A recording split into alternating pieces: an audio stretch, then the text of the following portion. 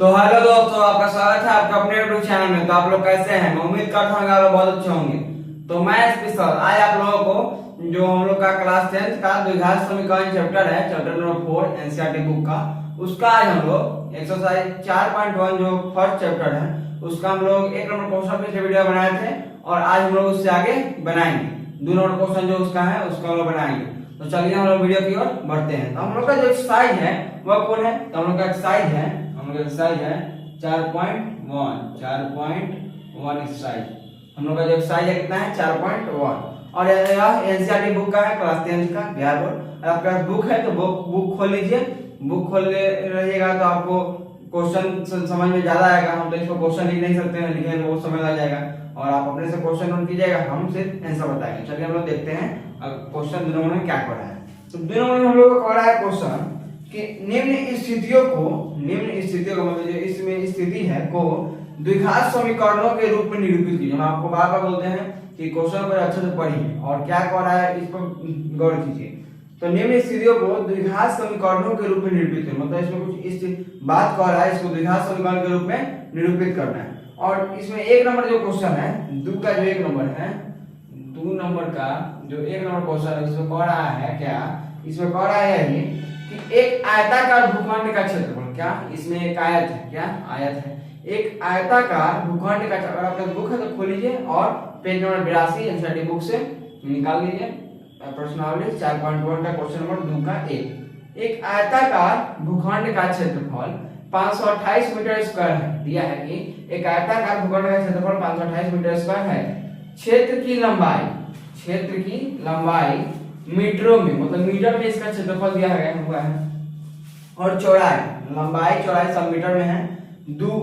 लंबाई चौड़ाई, क्षेत्र की जो लंबाई है वह चौड़ाई के दुगुने से 1 अधिक है। मतलब जो लंबाई है, जो लेंथ है वह चौड़ाई के दुगुने से 1 अधिक, मतलब पहले हम चौड़ाई मानेंगे तो हम चौड़ाई के दुगुना, मतलब चौड़ाई में दुगुना, तो हम पहले चौड़ाई मानेंगे तो चौड़ाई के दुगुने से 1 अधिक है। हमें भूखंड की लंबाई और चौड़ाई ज्ञात करनी है। हम लोग को ज्ञात नहीं करनी है, हम लोग को मतलब इस पर इसी बात को हम लोग को द्विघात समीकरण के रूप में ला देना है। तो चलिए हम लोग देखते हैं क्या कैसे बनेगा। तो 1 नंबर जो हम लोग का क्वेश्चन है इसमें कह रहा है क्या? इसमें कह रहा है एक आयताकार भूखंड का क्षेत्रफल, एक आयताकार भूखंड का क्षेत्रफल। तो पहले आपको हम बताए हैं कि इसमें कह रहा है कि लंबाई जो है वो चौड़ाई के दुगने से 1 अधिक है। मतलब पहले चौड़ाई मानना होगा तो हम लोग पहले मानेंगे भूखंड का चौड़ाई, क्या माना भूखंड का चौड़ाई, भूखंड का चौड़ाई हम लोग क्या मानेंगे? भूखंड का चौड़ाई।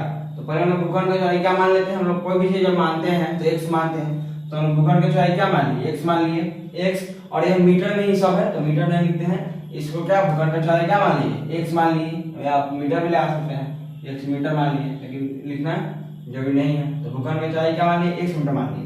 अब देखिए आगे क्या कह रहा है, जो आयत का भूखंड का क्षेत्रफल तो दिया हुआ है और कह रहा है जो क्षेत्रफल की लंबाई है वह चौड़ाई के दुगने से 1 अधिक है। मतलब जो भूखंड का जो लंबाई है, जो इसका लंबाई है, इसका जो लंबाई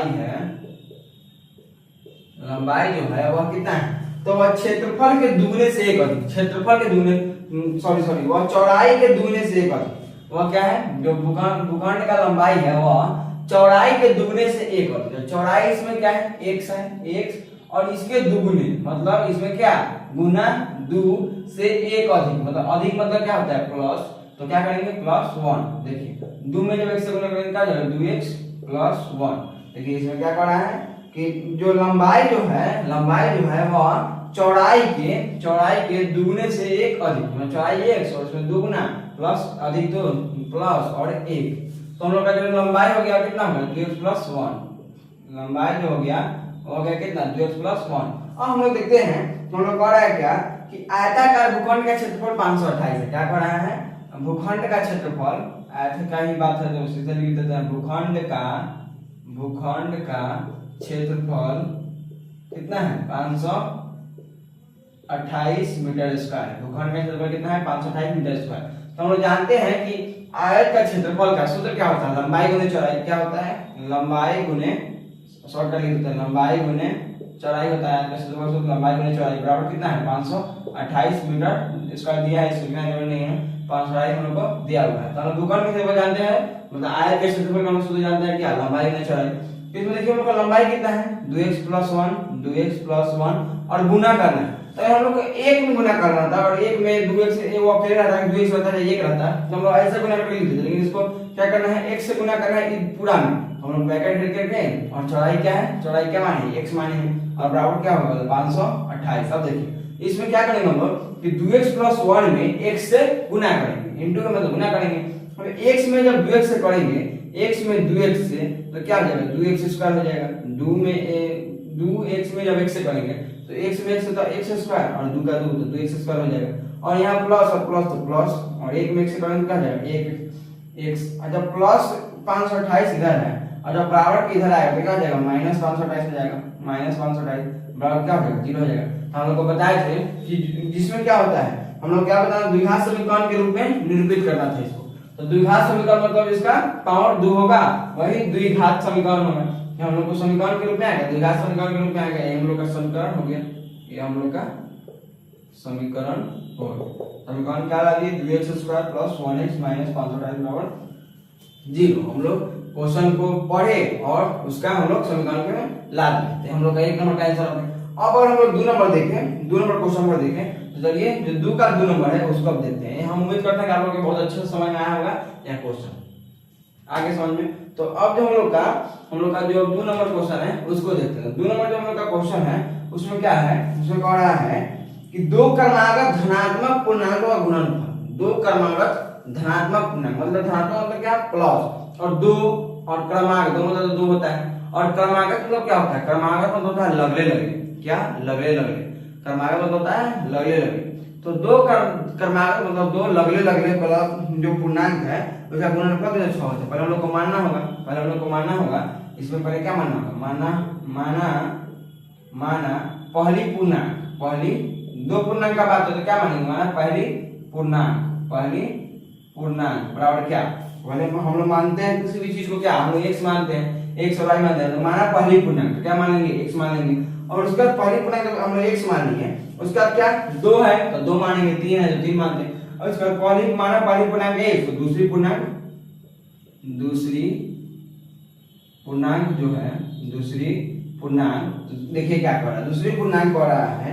तो इसमें हम लोग क्या 2 क्रमागत धनात्मक पूर्णांक, क्रमागत मतलब क्या जानते हैं कि 2 क्रमागत, तो क्रमागत हम लोग जब धनात्मक पूर्णांक कर मतलब प्लस में, तो हम लोग जब गिनती पढ़ते हैं तो लगले उसके मतलब एक लाइन में हम लोग जब गिनती पढ़ते हैं तो हम लोग का धनात्मक मतलब प्लस में 1 2 3 4 5 6 आता है।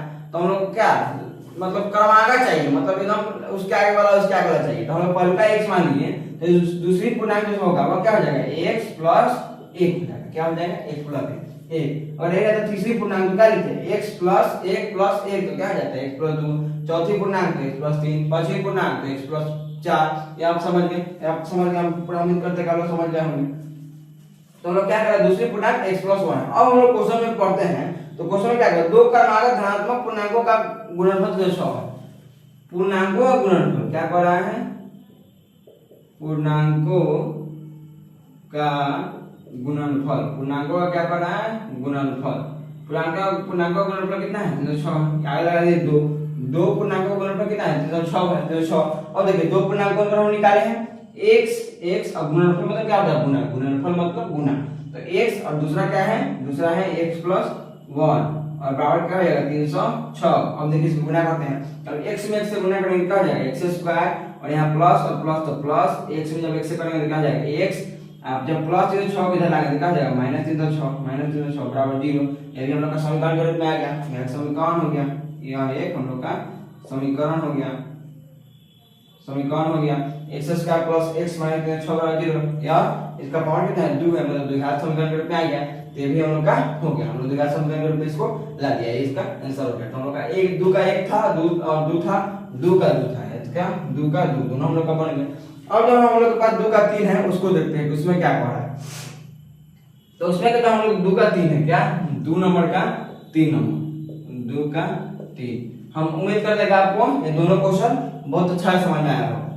और जो 2 का 3 है उसको हम लोग देखते हैं। तो उसमें कह रहा है रोहन की माँ, रोहन एक लड़का है जिसकी माँ उससे 26 वर्ष बड़ी है, रोहन एक लड़का है, इसकी माँ उससे 26 वर्ष बड़ी है। तो हम लोग पहले क्या करेंगे, रोहन से बड़ी है, मतलब पहले हमको रोहन का उम्र चाहिए, तो रोहन का हम लोग क्या करेंगे, मानेंगे। तो हम लोग क्या करेंगे, पहले मान, पहले हमें इसमें आपको मान करके ही बनाना होगा। माना रोहन का उम्र, रोहन का उम्र, रोहन का उम्र क्या, हम लोग क्या मानेंगे, x वर्ष, x वर्ष मानेंगे। रोहन का उम्र क्या, x वर्ष। अब क्या कर रहा है, रोहन का उम्र 1 वर्ष मान लिए, उसके बाद कर रहा है माँ उससे 26 वर्ष बड़ी है, माँ उससे 26 वर्ष बड़ी है। तो हम लोग क्या करेंगे, रोहन की माँ का उम्र, तो देखिए रोहन का उम्र कितना था, 1 वर्ष, रोहन का उम्र क्या था, 1 वर्ष। अब रोहन की माँ का उम्र क्या हो रहा है, तो क्या हो जाएगा, x, और क्या कर रहा है, 26 वर्ष बड़ी है, मतलब बड़ी मतलब क्या, बड़ी जब भी रहता है तो क्या होता है, प्लस होता है, तो क्या हो जाएगा, plus 26, x plus 26, x plus 26 वर्ष हो जाएगा। रोहन का उम्र मान लिया क्या, 1 वर्ष, और रोहन की माँ का उम्र x प्लस 26। और उसके आगे हम देखते हैं उनकी आयु वर्षों में, मतलब जो उनकी आयु वर्षों में है का गुणनफल अब से 3 वर्ष पश्चात 360 हो जाएगी। अब से 3 वर्ष पश्चात जो उनकी आयु है उनका गुणनफल कितना हो जाएगा, 360। तो पहले हम लोग को 3 वर्ष बाद की आयु ज्ञात करना होगा, तो क्या करेंगे हम लोग, 3 वर्ष बाद। तो जब 3 वर्ष बाद जाएगा तो रोहन सिर्फ जाएगा कि उसकी माँ भी जाएगी। और आपसे आप पूछे कि 3 वर्ष बाद आप कितने साल का होइएगा, तो जैसे कि आप 15 साल का होइएगा, तो पूछेंगे तो क्या हो जाएगा, आप 3 वर्ष बाद 18 साल का होइएगा। तो आपके अगर पिताजी हैं या आपकी माँ है वो अभी मानिए 30 साल के हैं या 35 साल की है, तो वह 3 वर्ष के बाद कितने साल हो जाएगी, वो भी पढ़ेगी। ये ऐसा तो नहीं होगा कि वो 35 साल की रहेगी, आप हो जाइए 20 साल के, ऐसा तो नहीं होगा, बढ़िएगा तो दोनों नहीं बढ़िएगा। तो यही बात, 3 वर्ष बाद किसका उम्र, 3 वर्ष बाद जो है वह रोहन का उम्र, 3 वर्ष बाद रोहन का उम्र। तो रोहन का उम्र पहले कितना था, x, अब बाद कह रहा है बाद, तो क्या हो जाएगा, प्लस 3, x प्लस 3 वर्ष हो जाएगा, x प्लस 3 वर्ष। उसका क्या कर रहा है, दोनों बढ़ेगा। तो रोहन की माँ का उम्र,